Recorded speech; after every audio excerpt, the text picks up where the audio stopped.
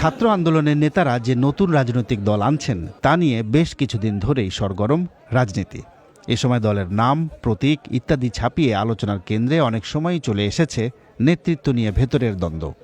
নতুন দলে কে কোন পদে থাকবেন তা নিয়ে মনোমালিন্য, দফায় দফায় বৈঠক, সমঝোতা, বিভক্তি, সামাজিক মাধ্যমে ঝড়, সব ছাপিয়ে দ্বন্দ্ব শেষ পর্যন্ত কতটা থামল?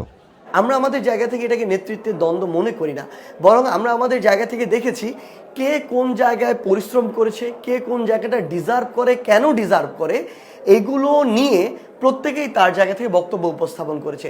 সবচেয়ে গুরুত্বপূর্ণ বিষয় হচ্ছে এই ডেমোক্রেটিক প্রসেসের মধ্যে দিয়ে যে সিদ্ধান্ত আসবে, ধরে নিলাম 100 জনের মধ্যে 5 জন ওই সিদ্ধান্তে সন্তুষ্ট না, খুব স্বাভাবিকভাবে আমরা প্রস্তুত বাকি 95 জন ঐক্যবদ্ধভাবে সামনের দিকে হাঁটতে। বাংলাদেশে অনেক নেতৃত্ব তৈরি হয়েছে, সেই নেতৃত্বের মধ্যে একটা প্রতিযোগিতার বিষয় আমাদের ইন্টারনালি আছে, কিন্তু সেটাকে কোনোভাবেই আমরা মনে করি না যে সামনের দিনে এটা আমাদেরকে বড়ভাবে প্রভাবিত করবে। আমরা একত্রিত আছি এবং আমাদের এই একতার ভিত্তিতেই আমরা সামনের দিকে এগিয়ে যাব।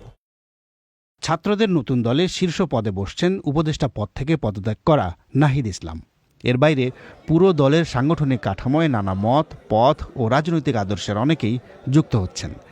জাতীয়তাবাদী থেকে শুরু করে ধর্মীয়, এমনকি রাজনীতিতে ধর্ম চান না এমন আদর্শের তরুণরাও আছেন এর মধ্যে। বাংলাদেশে আদর্শ ভিত্তিক আলাদা আলাদা দল থাকলেও একই দলে সব আদর্শের সম্মিলন সেভাবে দেখা যায় না। আবার রাজনীতিতে দলগুলোর আদর্শিক বৈরিতাও প্রবল। ফলে নেতৃত্ব নিয়ে দ্বন্দ্ব বড় কোনো বিভক্তির কারণ হবে না, নেতারা এমনটা বললেও আদর্শিক বিভক্তি এড়াতে দলটি কোন আদর্শ গ্রহণ করে সেটা গুরুত্বপূর্ণ।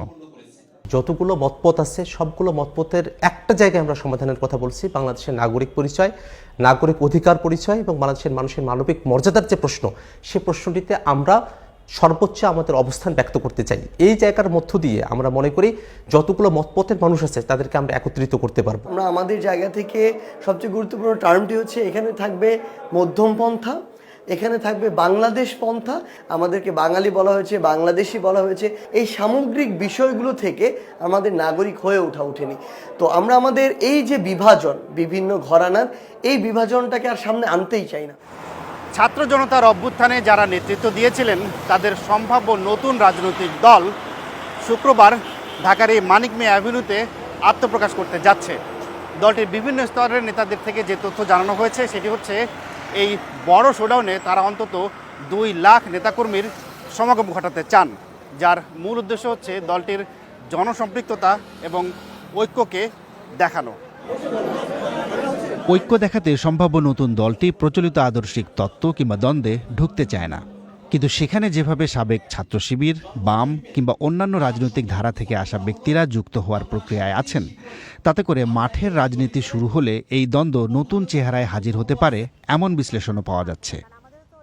এখানে যারা ছাত্র সংগঠন করে আসা কিংবা এখনো যারা ছাত্র সংগঠন করছেন বিভিন্ন দলের, তাদের দলগত কিংবা দলীয় কর্তৃত্ব প্রতিষ্ঠা করার তাগাদা আসবে কিনা সেটাও কিন্তু একটা বড় প্রশ্ন।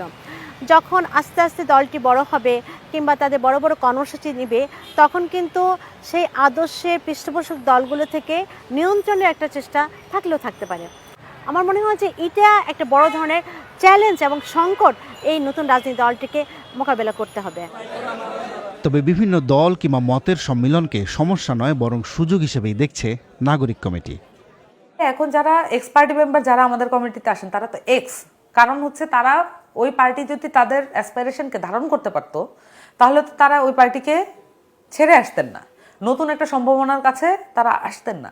তাহলে আমরা ধরে নিচ্ছি যে তারা তাদের প্রিভিয়াস যে ব্যাকগ্রাউন্ড সেইখান থেকে শিক্ষা নিয়ে আমরা নতুন একটা ভূমিকায় অবতীর্ণ হয়েছি।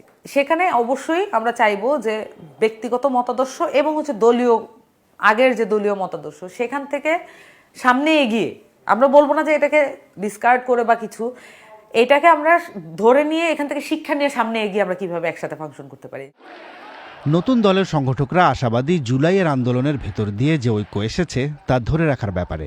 কিন্তু আত্মপ্রকাশের আগেই আহ্বায়ক কমিটির নেতৃত্ব বাছাইয়ের প্রক্রিয়া নিয়ে প্রশ্ন এবং দ্বন্দ্ব, সেই দ্বন্দ্বে আবার নাগরিক কমিটির অন্তত 3 জন নেতার নতুন দলে না থাকার ঘোষণা।